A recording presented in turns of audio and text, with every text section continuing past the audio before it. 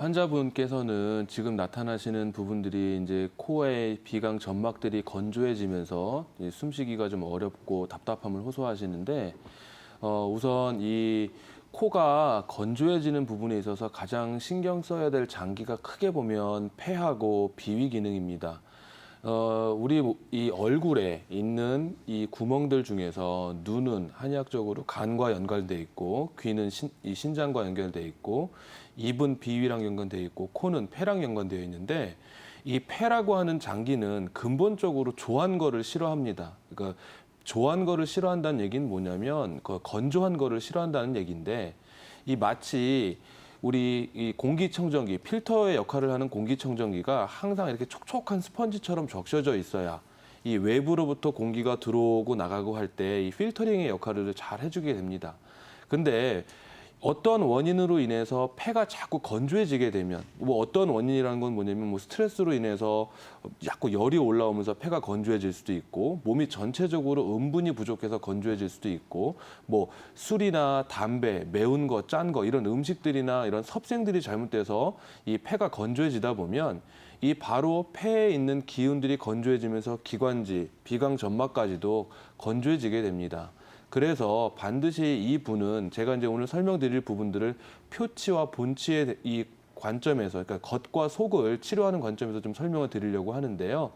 이 우선 속을 치료하는 부분에 있어서 반드시 폐는 건조해지면 안 됩니다. 그래서 평소에도 수분 보충을 충분히 많이 해주신다거나 이 폐를 건조하게 만드는 어떤 영양이 주는 인자들을 제거해줘야 됩니다. 대표적인 것들이 담배는 몸을 바짝바짝 말리면서 건조해지게 만들기 때문에 혹시라도 흡연을 하고 계시는 분이라면, 또 아까 전에 보면 심혈관 질환 때문에도 수술을 받은 경험이 있다고 얘기를 하셨기 때문에 흡연은 절대적으로 피하셔야 될 가장 큰 첫 번째 목표고요. 두 번째는 얼큰하고 짠 자극적인 음식들을 많이 드시면 안 좋습니다. 그렇다 보면 자꾸 열이 많이 이 상초, 가슴 쪽으로 맺혀지면서 폐가 건조해지게 되고 이 코 자체가 건조해질 수 있기 때문에 반드시 지금 제가 말씀드렸던 흡연, 그다음 음주, 매운 거, 짠 거 이런 자극적인 음식들을 최대한 좀 피해 주시는 게 좋을 것 같고요.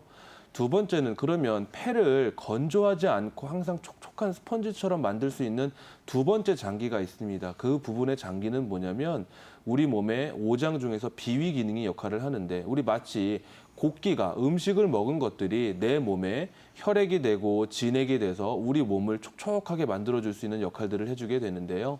이 비위 기능 자체에서 흡수를 잘 못하다 보면 몸에서의 폐의 기능은 또 건조해지게 됩니다. 마치 우리의 몸을 하나의 난로라고 생각하고 코를 연통이라 생각하시면 되는데, 이 비위 기능 자체가 제대로 완전 연소를 하지 못하고 흡수를 잘 못하다 보면 항상 찌꺼기가 끼면서 우리 코로는 자꾸 제가 낀 연기가 나게 됩니다. 반대로 비위 기능 자체가 잘 흡수를 잘 해주는 사람들은 항상 마른 장작을 태운 것처럼 깨끗한 연기만 나가기 때문에 코가 막힐 이유가 없습니다. 그렇기 때문에 항상 비위 기능들을 건강하게 만드는 음식들, 대표적으로 비위 기능을 좀 약하게 만드는 음식들이 인스턴트 음식들이라든가 밀가루, 이런 자극적인 음식들을 좀 피해 주시고요.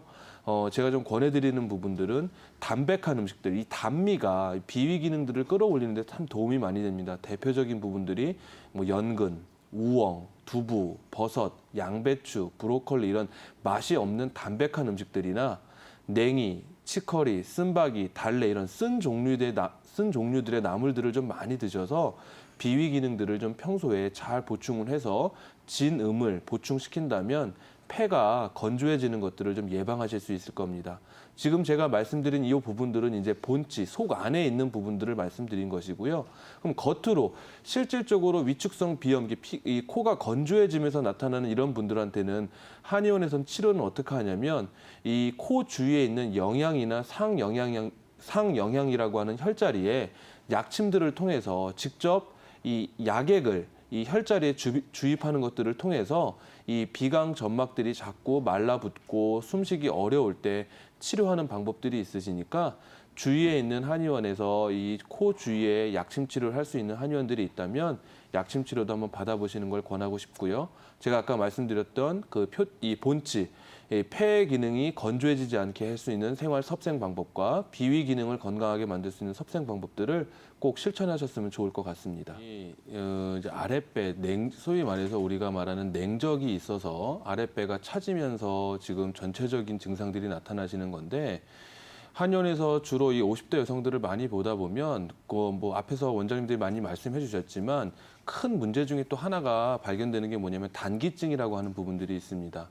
마치 아궁이가 불을 잘 활활활 타게 하기 위해서는 옆에서 부채질이나 바람이 솔솔솔솔 들어와야 이 불이 계속 잘 유지가 되고 끌어올 수가 있는데요.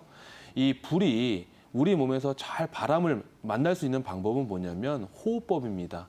근데 나이가 들면서 자꾸 이 흉식 호흡을 하고 이 들숨은 딱 가슴까지밖에 못 들어오고 날숨, 한숨 쉬듯이 자꾸 나오는 것들을 대표적으로 단기증이라고 해서 숨이 이 하단전까지 못 들어오는 부분들 때문에 또 이런 문제들이 생기기 때문에 제가 조금 권해드리고 싶은 방법들은 우선 첫 번째, 코로 천천히 복식 호흡을 통해서 하단전까지 아래쪽까지 이 호흡으로 바람을 넣어주는 부분들을 자꾸만 이 생활 습관에서 실천을 좀 해주셨으면 좋을 것 같고요. 두 번째는 평소에 기초 체온을 올리는 음식들 중에서 대표적인 차들이 생강차나 계피차들을 좀 잘 꾸준하게 드시다 보면 말초 혈액순도 좋아지고 전체적인 기초 체온이 올라갈 수 있으시니까 절대 그 대신 이거는 단기간에 되는 문제가 아니라 좀 꾸준하게 생활에서 좀 실천을 해주시면 좋을 것 같습니다.